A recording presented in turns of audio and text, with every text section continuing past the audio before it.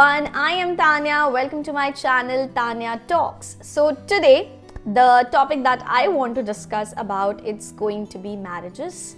That why exactly we feel or my generation or the people that I am surrounded with, the people of my age who are still unmarried because a lot of them are already married, they are having kids and all of that.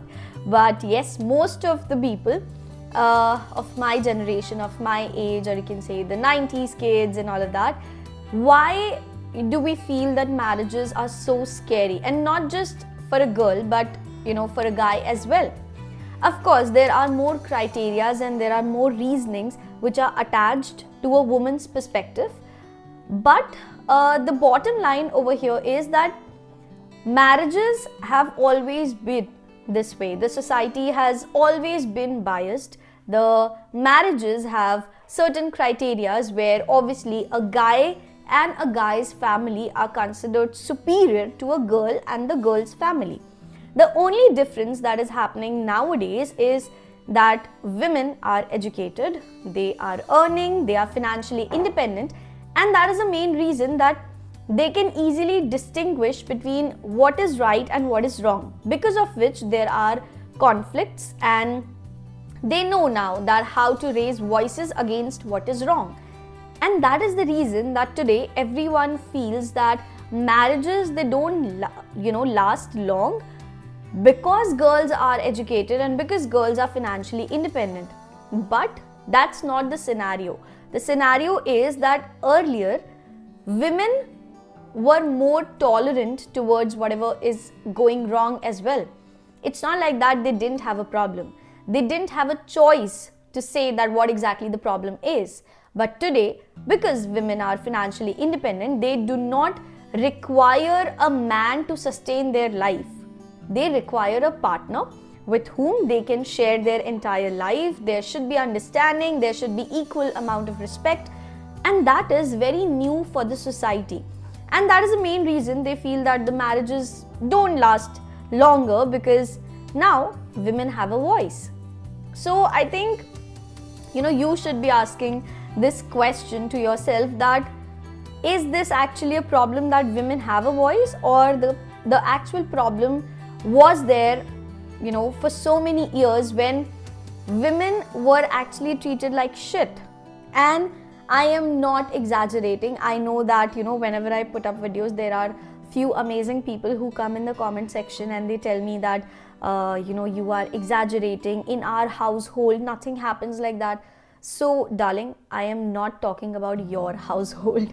I am talking about most of the scenarios, and in most of the household, how the things happen and how different perspectives come across.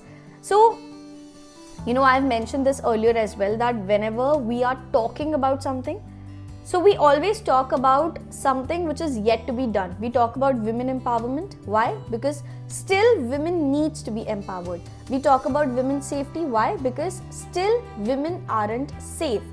We always talk about how our country should be developed, because still our country is a developing country, not a developed country. So we always talk about the topics which are yet to be done, right? So if all of this was so surreal and all of this was like a gaga land, so we wouldn't be talking about it. If there are topics where we are discussing that how equality should be there, how there should be mutual respect, and how the marriages are becoming a problem only because how a woman is able to define herself, and a woman is able to distinguish between what is right and what is wrong. Now, yes, it's not about just a woman. Unfortunately, at certain scenarios, a guy also suffers. In fact, I know that there is a joke which always flutters around when we are talking about a marriage, that a guy is usually literally pissed off between his mother and his wife. But do you even realize that why does that happen? And here I know that it seems like a very 90s kind of a problem, but it's not. It's always been a problem. And the only reason is, in our country, usually when the marriage is happening, the girl has to move to the guy's family. Okay. Now, if the girl and the guy, they are living separately in a different city, then it's not that big of a problem, right? But if the guy is staying with his family and the girl has to move to the guy's family, so obviously, even if the guy wants, to take equal responsibilities, even if the guy wants to help his wife, then it won't be easily digestible for the guy's family, because they have never treated the girl and the guy equally. If the guy is picking up the plates, if the guy is serving the guests, if the guy is waiting for his wife to have dinner together, okay, all of this appears to be a scenario where you feel that, oh, our son is so changed after marriage, right? And the girl is easily trying to manipulate your son. No, it's not happening like that. So all these scenarios, it does appear very filmy, but it's not just filmy. It is the actual reality that we avoid discussing about. So yes, the society has been biased in such scenario because the guy and the guy's family, unfortunately and out of no reason, they are always considered superior. So that actually brings a lot of scenarios, and all of these conversations, all of these complications actually scare today's generation to get married. And it's completely understandable, because if you are thinking ahead of your time, and if you are so sorted with the work that you do, if you are so respectful towards the work that you do, you would always want to stay away from such complications. And whenever it's about any relationship, it's a lot of work. Relationship means a lot of work, where you want to make it work, you want to make it happen. But working towards your relationship also doesn't mean that you should be forgetting what your ethics are. You should be forgetting that how important your dignity is. And it also doesn't mean that whatever is wrong you should be accepting and you should learn how to tolerate. Making it work basically means that how you convince and how you stay with your ethics, but at the same time you also try to analyze that even with different perspectives and even with different thoughts, how you can make it work. That really doesn't mean that how much sacrifice you can do, how much tolerance level you have. No, it doesn't mean all of that.